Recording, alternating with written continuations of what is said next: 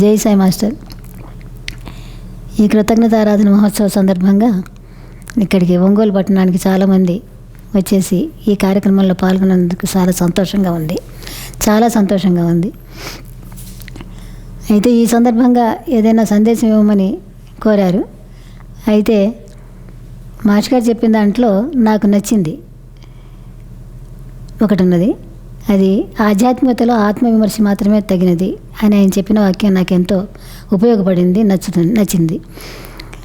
ఆత్మవిమర్శ లేనిదే ఆధ్యాత్మికత లేదు.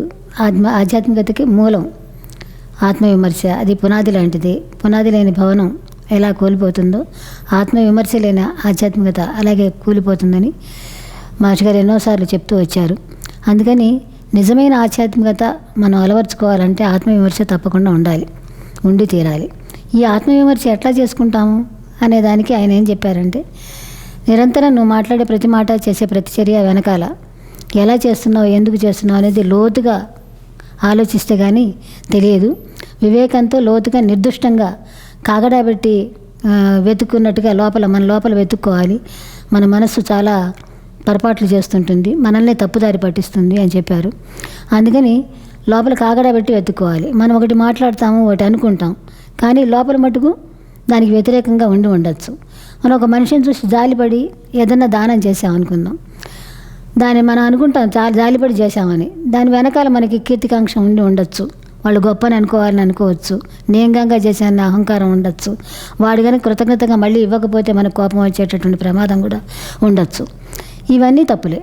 ఎందుకంటే వాడి పట్ల మన ధర్మం, వాడు పేదవాడు కాబట్టి, వాడు కష్ట పరిస్థితుల్లో ఉన్నాడు కాబట్టి మనం చేయాల్సిన ధర్మం ప్రకారం చేయటం ఒక్కటి మాత్రమే సరి అయింది. అది సరైన ఆధ్యాత్మికత, అది సరైన ధర్మం. అందుకని ఇట్లా ప్రతి దానిలోనూ చిన్నవన్నీ మనలో ఉంటూ ఉంటాయి. అవి ఆధ్యాత్మికతని పడగొట్టేటటువంటి ముఖ్యమైనటువంటి దుష్టశక్తులు అని మాస్టర్ గారు చాలాసార్లు చెప్తూ వచ్చారు. అందుకని ఆధ్యాత్మికత మూలమైనటువంటి ఆత్మవిమర్శ, దానికి కావాల్సినటువంటి వివేకాన్ని మనం పెంపొందించుకుంటూ వెళ్తుండటం ఒక్కటే మార్గం. అట్టి ఆత్మవిమర్శ చేసుకుంటూ వివేకంతో ఆలోచించుకుంటూ మాస్టర్ గారు ఏం చేశారు, ఏం చెప్పారు, ఇంకా ఆయన చెప్పినవి ఏంటి అనేది మనం ఎట్లా నడవాలనేది చూసుకుంటూ పోతుంటే, ప్రతి వాళ్ళు ఆ మార్గాన్ని పోతుంటే కనుక సర్వసమైక్యత ఏర్పడుతుంది.